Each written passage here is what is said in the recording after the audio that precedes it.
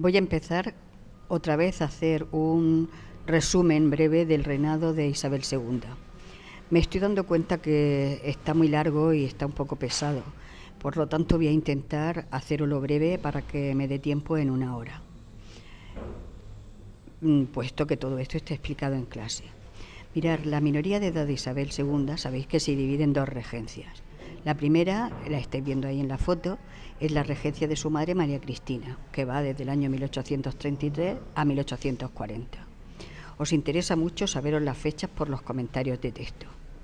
Cuando haya comentario de texto lo marcaré para que tengáis muy en cuenta para saber hacerlo y hacer bien la contextualización. Mirad, durante la minoría de edad de Isabel y la regencia de su madre, lógicamente su madre Isabel se ha enfrentado a una guerra que es la guerra carlista, porque los carlistas, Carlos María Isidro, desde Portugal, desde Abrantes, mandó un manifiesto diciendo que se consideraba el heredero de su hermano Fernando VII, por lo tanto de la monarquía española.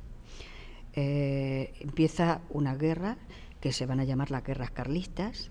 En realidad hay 3 guerras carlistas, pero en este reinado se desarrolla la primera.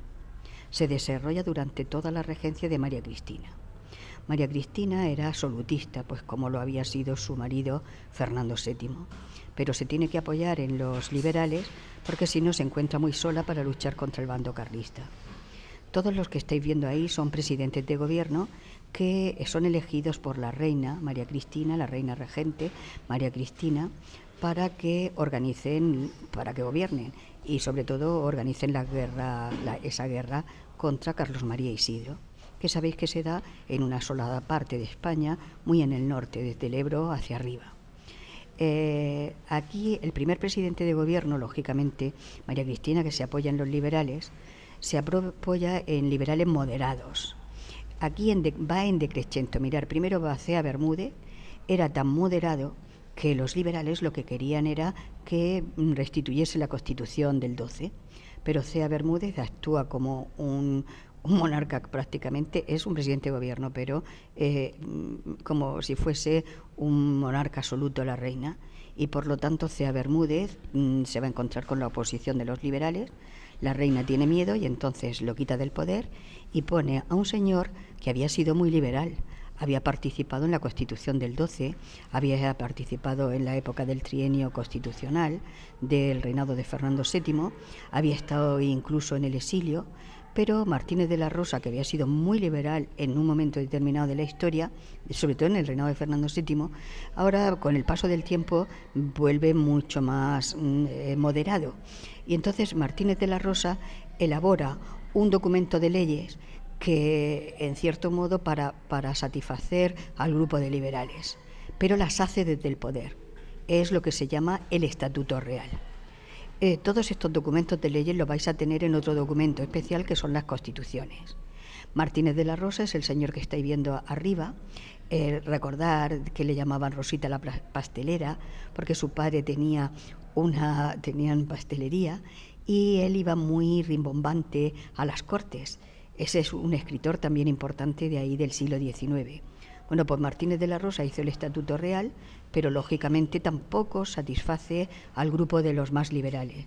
Hay revueltas y ante todas estas revueltas la reina quita del poder a Martínez de la Rosa con un Estatuto Real que en realidad es una carta otorgada, no es una constitución, y pone a un...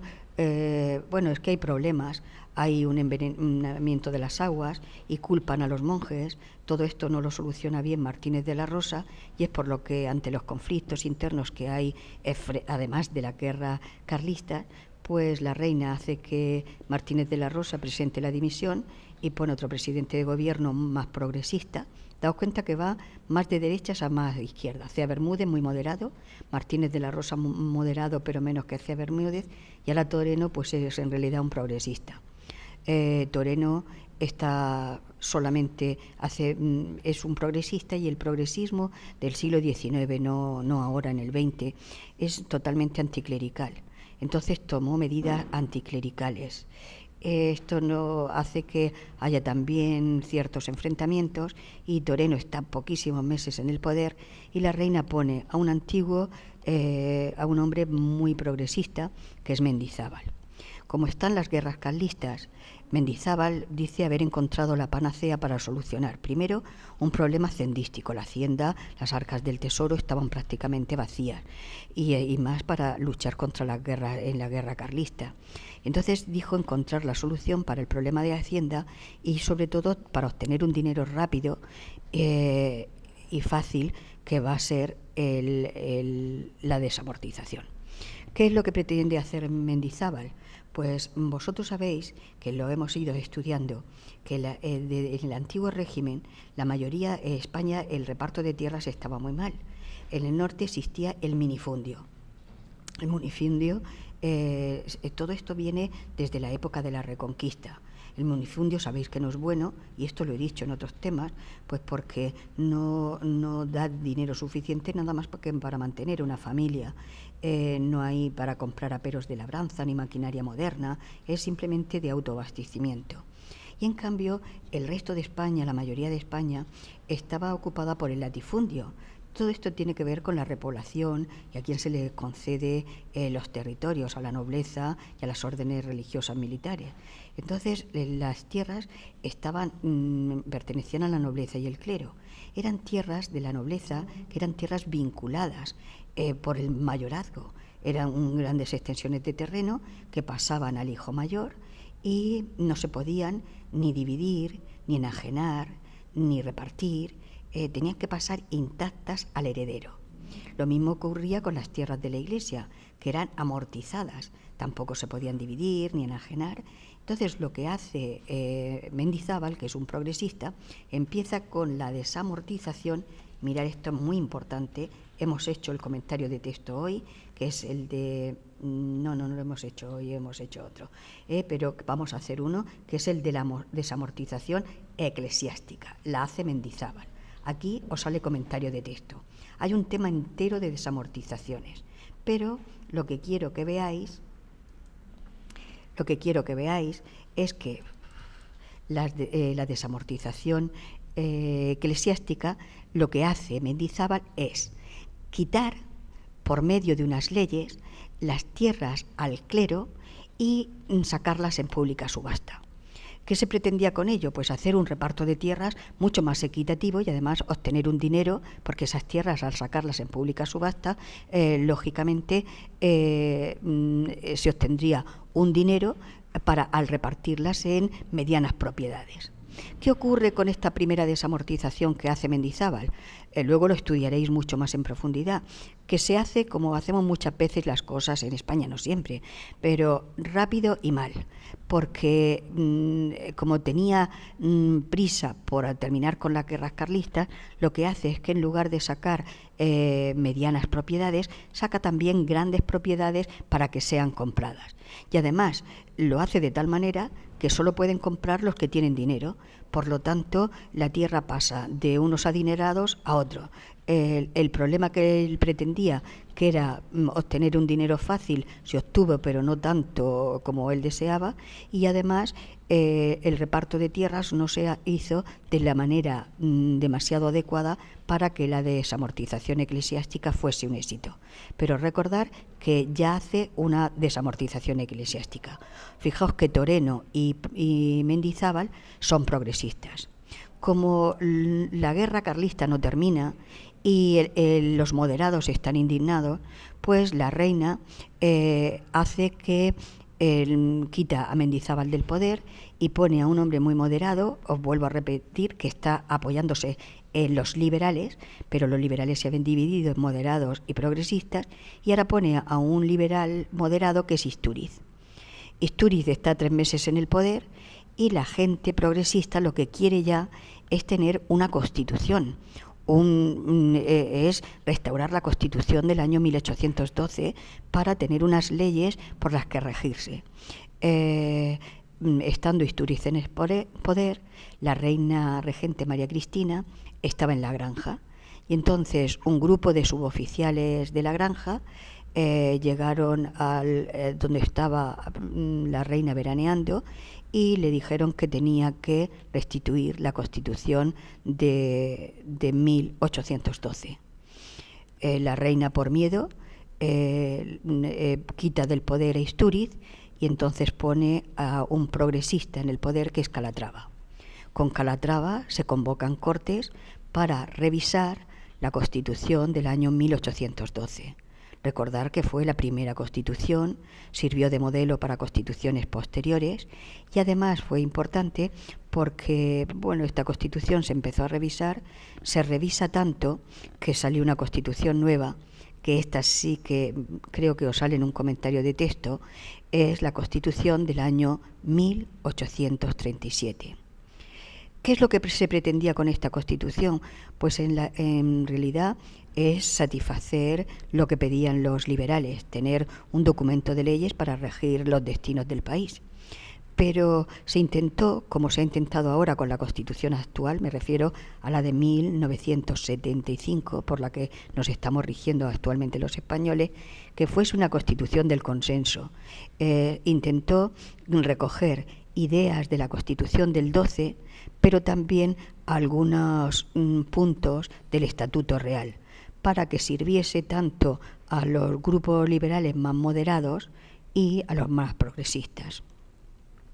Después del gobierno de Calatrava se suceden algunos gobiernos moderados y ya con los gobiernos moderados la guerra carlista termina con un convenio firmado por un militar del bando liberal, era un hombre muy progresista, que se llama Baldomero Espartero.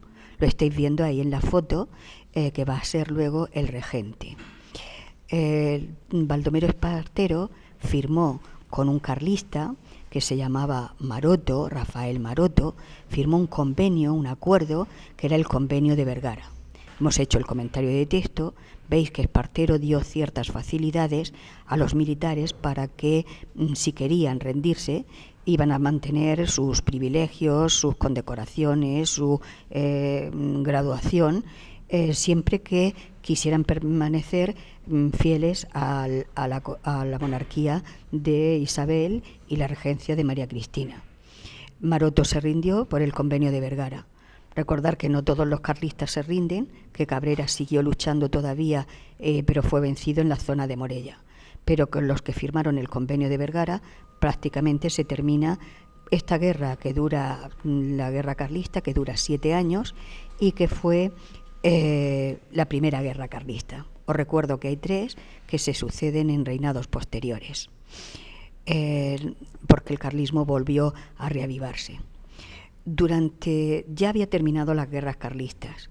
Como la unión de María Cristina con los liberales había sido muy por conveniencia, los liberales prácticamente ya María Cristina no la quieren. Y por una serie de leyes muy moderadas, sobre todo una ley que se hace en los ayuntamientos, en los que la monarquía controla también a los alcaldes, se colocan desde el poder central. Los progresistas ven que eso no es un sistema democrático de colocación de los alcaldes y van a hacer que rectifique la reina María Cristina. María Cristina no está de acuerdo con modificar esta ley de ayuntamientos y entonces hay un malestar en los progresistas. Es por eso por lo que los progresistas deciden que exista como una especie de coregencia María Cristina junto con Espartero. En algunos libros simplemente dicen que María Cristina no está de acuerdo con firmar la ley en contra de la ley de ayuntamientos que ella había puesto y decidió exiliarse. Algunos de vosotros, pues como yo cuando tenía vuestra edad, veréis que cómo se exilia y se deja aquí a su hija, que solo tiene 11 años de edad. Tiene su lógica. María Cristina no era la reina, era la reina regente y la reina es Isabel. Si se llevaba a su hija, perdía el trono y siempre Isabel le echaría muchas veces la culpa a su madre no haber sido reina. Por lo tanto, se exilia solo María Cristina y entonces los progresistas ponen como todavía sigue Isabel siendo muy menor de edad, tiene 11 años, hay una segunda regencia que es la regencia de Espartero. Mirar, Espartero, aquí en España somos muy de personajes importantes, y entonces cuando hay alguien, un líder que ellos ven carismático, pues es el gran triunfador de la guerra carlista, todo el mundo piensa que puede solucionar los problemas de España. Y entonces Espartero estuvo de regente durante el 1840 a 1843. Había sido el gran triunfador de la guerra carlista, el que había firmado el convenio de Vergara, había hecho que los carlistas, muy circunscritos a una zona del norte de España, pero se rindieran, y había solucionado un problema grave de la minoría. Por lo tanto, como triunfador, lo ponen en el gobierno. Espartero se notó que fue un buen militar, pero como gobernante dejó mucho que desear.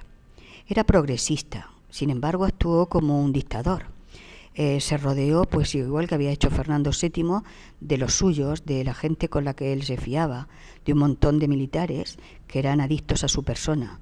Lógicamente esto no es un sistema democrático para gobernar, y trae como consecuencia pues un sector muy importante. Ya tenía descontentos porque el progresista a los moderados, pero también un sector progresista que se veía marginado porque estaba actuando ahí con un grupo de militares muy de su tendencia, pues también están en contra de él. Pero lo que le va a hacer caer del poder es su mala política económica. Mirar, como era un hombre progresista, la teoría que puso a nivel económico fue teorías librecambistas. Esto es que ponía aranceles muy bajos o impuestos muy bajos para los productos que venían de fuera. España todavía, lo veremos luego en otros temas, en la revolución industrial teníamos poca industria. Las únicas zonas industriales pues son la zona de Cataluña, con una industria textil y vinícola importante, la zona del norte, el País Vasco, con una industria poco desarrollada pero siderúrgica y metalúrgica, algunas zonas de Andalucía, también Valencia con la industria de la seda, pero prácticamente todo el interior no teníamos industria. Entonces, la poca industria que hay, resulta que, sobre todo la industria textil catalana, que era la más desarrollada, se vio perjudicada por la mala política librecambista de Espartero. Y esto es lo que hizo que los catalanes pues se manifestasen en contra de esta política. A Espartero no se le ocurrió otra cosa que bombardear. Como hay una manifestación, bombardeó Barcelona. Hay más de 800 edificios completamente destruidos, infinidad de muertos. Es como si el presidente de gobierno o el presidente Zapatero, pues por las manifestaciones que hay en su contra, impusiera bombardear a cualquier zona. Entonces esto, lógicamente, no solamente molesta a los moderados, no solamente molesta a los industriales catalanes, sino que va a molestar, va a indignar, no molestar, a todo el pueblo español. Entonces, un grupo de militares moderados, dirigidos sobre todo por Narváez, que estáis viendo aquí, dan un golpe de Estado, un pronunciamiento militar, por lo que Espartero tiene que salir y exiliarse de España. Cae, por lo tanto, el gobierno de Espartero. Mirad, hay algo importantísimo en el reinado de Isabel II. Algo muy importante es que no se accede o se cambia de un poder a otro simplemente por votación, sino por continuos golpes de estados o pronunciamientos militares. Ver ahí que con Istúriz en el poder hay un golpe de Estado que hacen que tengan que aprobar la Constitución del 12 o modificarla, salir la Constitución del 37. Luego, aquí en el reinado de Espartero no cae porque la gente se espera a las nuevas elecciones. Ahora, dentro de poco, dentro de un año y pico, pues si no hay elecciones anticipadas, votaremos los españoles para ver si se queda Zapatero o bien surge o gana el partido del PP. Bueno, pues aquí no se espera Y entonces lo que hacen es que en lugar de esperarte a tu turno para las elecciones, lo que se cae es por pronunciamientos militares pronunciamientos dados por militares. Cuando está a la izquierda, los militares que dan el golpe de Estado son de derecha o viceversa. Entonces resulta que hemos terminado con la regencia de Espartero. La reina, aquí tienen ya miedo de Narváez, no miedo, sino la reina tiene 13 años y entonces no quieren poner una nueva regencia. Y con solo 13 años eligen mayor de edad a Isabel II. Aquí lo estáis viendo, hay una mayoría de edad de Isabel II con 13 años. Esta mayoría de edad va del año 1843 a 1868. ¿Qué es lo que ocurre en esta etapa? Pues que mirar, en esta etapa de la mayoría de edad, la reina va a ser ya mayor de edad y va a haber varias etapas. Primero, como los moderados han dado un golpe de Estado, pues hay una etapa que recibe el nombre de década moderada. ¿Qué ocurre en esa década moderada? Pues algo muy importante, que se ha nombrado mayor de edad Isabel II, se ha subido al poder por un golpe de Estado, se le conoce esta etapa también, a toda esta etapa, por el gobierno de los militares, porque si os dais cuenta va a estar Narváez, luego va a volver, aunque os parezca extraño, Espartero, luego va a haber una unión liberal con O'Donnell, también militar. Por lo tanto, se le conoce a toda esta etapa. Fijaos que los presidentes de gobierno no son personajes civiles muchas veces. Mendizábal sí lo era, Martínez de la Rosa también, pero toda esta etapa se conoce con la etapa del gobierno de los militares, porque en realidad los presidentes de gobierno muchas veces son militares. La década moderada, vuelvo a repetir, no estudiéis de memoria, son 10 años que están gobernando los moderados en el poder. En 10 años sí que da tiempo a que haya cierta estabilidad, mucho más que la regencia de Espartero, que si os dais cuenta dura del 40 al 43, muy poco tiempo, meses los que han estado gobernando Mendizábal, Istúriz y Calatrava. Entonces no da tiempo prácticamente a hacer nada en ese momento, pero en una década sí que da tiempo a hacer una gran cantidad de cosas.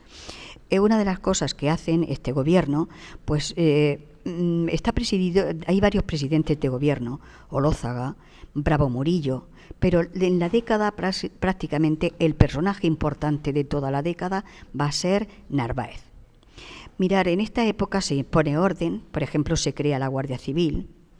Se empieza, no, la Constitución del 37 era una constitución del consenso, pero más bien era de tendencia progresista. Entonces, los moderados, y esto da risa porque mirar, unas leyes deben de ser leyes fundamentales que sirvan siempre como ahora.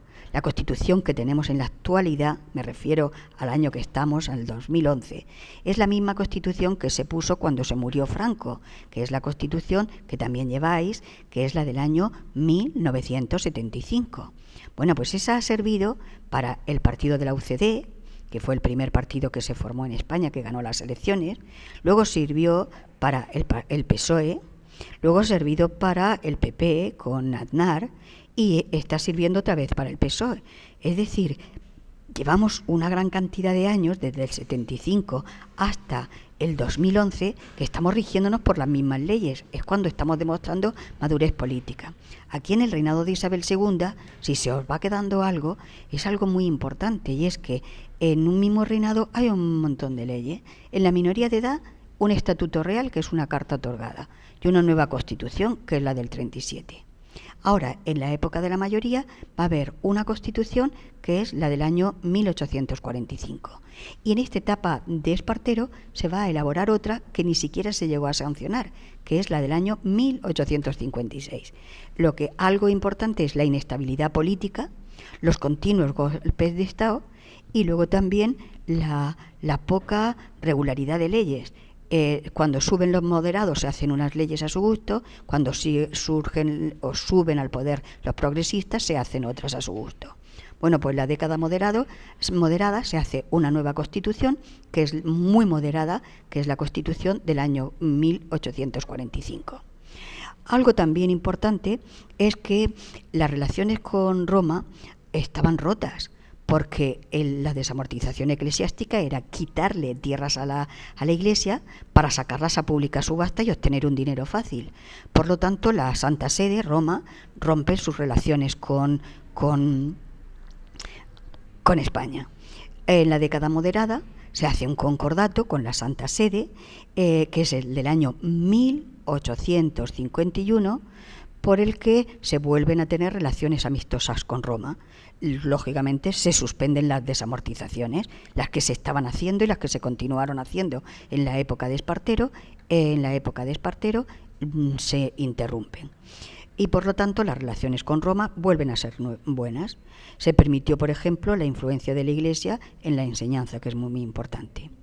Algo también de esta Constitución es que el Estado no permite las autonomías, era un Estado centralizado, con un Ministerio de la Gobernación que elegía también a los gobernadores de cada provincia y a los ayuntamientos, cuyos alcaldes eran elegidos también por el gobierno. Es decir, había un control importantísimo desde el poder, desde las Cortes, que elegían, había una política centralizadora y todos los gobernadores de provincias estaban elegidos, podríamos decir, a dedo, para que fueran fieles al partido moderado.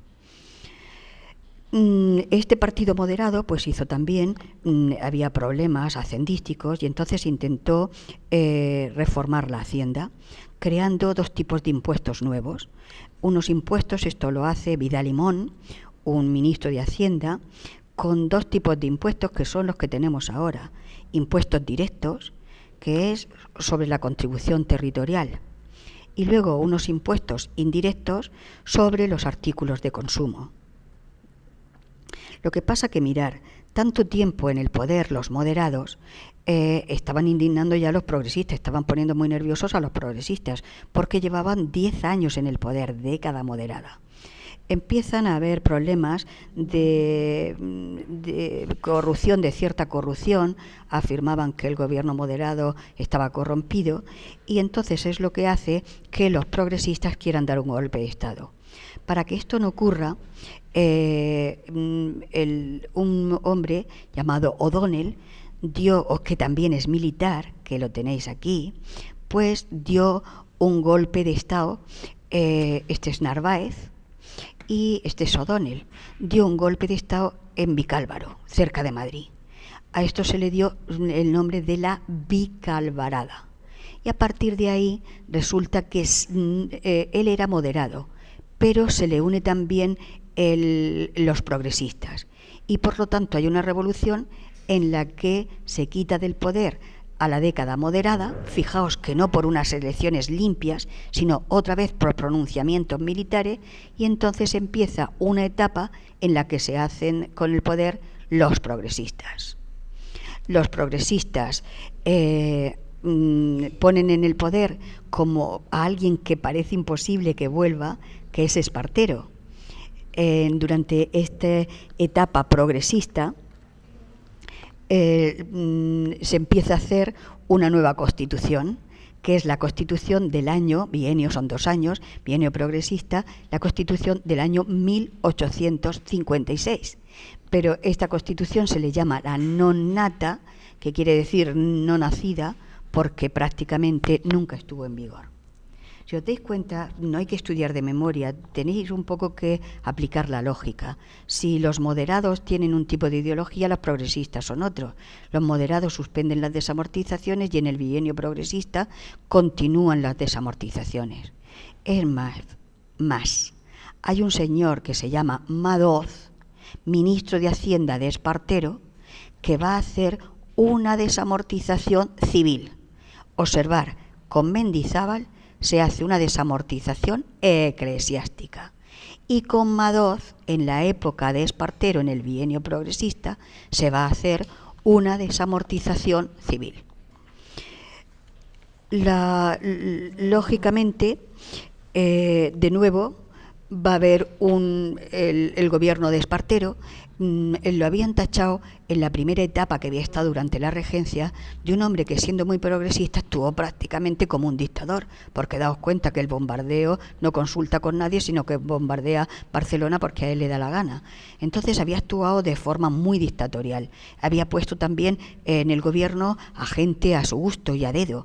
Todo esto es lo que hace que para Espartero, para que no lo tachen de dictador, pues es muy liberal. Tanto liberalismo y tanto progresismo está molestando a los moderados. Y va a haber de nuevo un hombre llamado O'Donnell, que va a dar un golpe de Estado, comenzando una nueva etapa con un nuevo pronunciamiento militar que va a ser y creando un nuevo partido, que es el de la Unión Liberal, es decir, un partido del centro. ¿De qué se preocupa la Unión Liberal? Mirar, aquí esto me he confundido. Primero sería Unión Liberal y luego últimos gobiernos moderados. En la Unión Liberal, O'Donnell se preocupa mucho, pues por ejemplo, de la economía, del desarrollo de la industria. Es cuando empieza el gran, podríamos decir, el cierto apogeo de la industria catalana del País Vasco y también del desarrollo del ferrocarril. Y algo importante es que empieza una preocupación por la política exterior. Posteriormente, el gobierno de la Unión Liberal fracasa también. Nuevos golpes de Estado hace que surja la última etapa de gobierno moderados. Pero mirar, ¿qué es lo que va a ocurrir? La mayoría de edad de Isabel II no va a ser una reina, o lo he dicho igual que Fernando VII, no están a la altura de las circunstancias. Una reina constitucional tiene que ser reina, como el rey Juan Carlos, de todos los españoles, es una coordinadora de todos los partidos políticos. Nunca se le debe de notar a un rey o reina constitucional por quien simpatiza.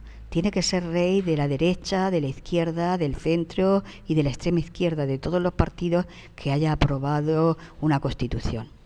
La reina Isabel II no fue una mujer excesivamente inteligente, no tuvo una vida privada demasiado limpia y no caía excesivamente bien.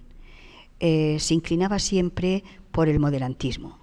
Lógicamente esto va a indignar a los progresistas y esto es lo que va a hacer que el final del reinado de Isabel II pues va a ser en cierto modo desastroso. Porque mirar, en esta última etapa de la mayoría de edad van surgiendo también partidos pues nuevos. Por ejemplo, va a surgir un partido en la izquierda dentro del progresismo que va a ser el Partido Demócrata. Entonces, mirar, unionistas, progresistas, demócratas y ya la izquierda de la izquierda, que son los republicanos, se van a unir para hacer caer el reinado de Isabel II.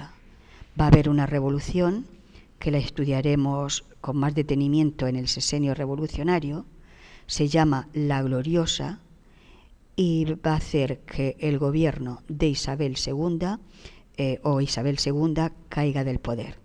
Isabel II, que estaba veraneando en San Sebastián cuando estalla un conflicto de nuevo en las zonas más conflictivas de España o más liberal, que es la zona de Cádiz, pues con el estallido de la Gloriosa hace que Isabel se exilie y empieza una nueva etapa muy también dificultosa para España, que recibe el nombre de Sexenio Revolucionario.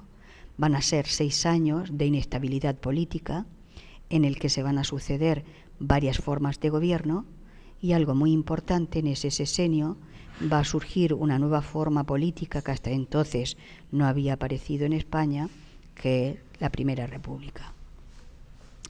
No sé si os ha quedado clara, vamos a aclarar. Mirar, el reinado de Isabel II tiene 2 etapas, minoría de edad con 3 años. En la minoría de edad, 2 regencias, la de su madre María Cristina y la regencia de Espartero. Durante toda la minoría de edad y la regencia de María Cristina, toda no, durante una parte de la minoría de edad, durante la regencia de su madre María Cristina, hay una guerra, la primera guerra carlista, que dura 7 años. Hay personajes importantísimos en este como presidente de gobierno, por ejemplo, Martínez de la Rosa, porque hace un documento de leyes desde el poder, que es el Estatuto Real, y Mendizábal porque hizo la primera una desamortización seria, desamortización eclesiástica, porque ya veréis que ya se habían intentado desamortizaciones desde la época de Carlos IV y también durante la Constitución de 1812.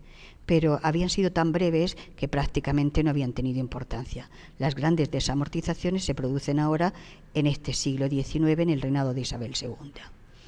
Algo también importante, que hay golpes de Estado y que se hace, aparte del Estatuto Real, un documento de leyes importante, que es la Constitución del año 1837. Terminan la guerra carlista y termina la regencia de María Cristina. Empieza la regencia del gran triunfador por el Convenio de Vergara, que es Espartero. Espartero va a regir los destinos de España durante la minoría de edad, 11 años hasta los 13 de Isabel II, y había sido un gran triunfador, un buen militar, pero un mal político. Y entonces la mala política económica es la que le hizo caer del gobierno.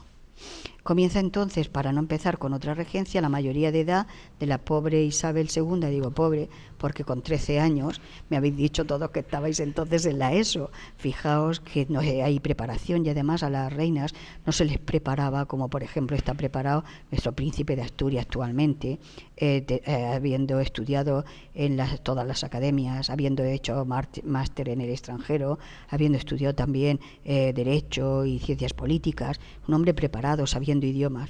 Isabel, primero porque estamos en el 19, no era una mujer demasiado inteligente y tampoco se le había preparado en exceso. En esta etapa hay varios momentos. Hay una década moderada, es la época de los militares, con una nueva constitución, la del 45. Luego hay un bienio progresista con Espartero, que se hace una nueva desamortización, que es la civil de Madoz. Se continúa con la eclesiástica y se termina también haciendo desamortización de las tierras de los municipios y de la nobleza. Y por último también hay un partido, la aparición de nuevos partidos, como un partido de centro, que es la Unión Liberal,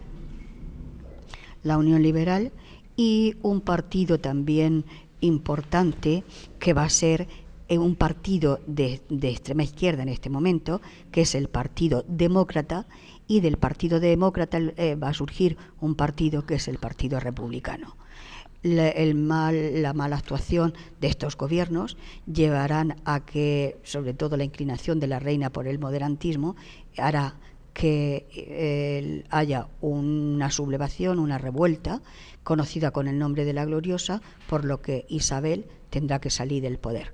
Daos cuenta qué conflictivo es nuestro siglo XIX, continuos pronunciamientos o golpes de Estado dados por los militares, demasiadas leyes, Estatuto Real, Constitución de 1837, Constitución de 1845, la non nata de 1856.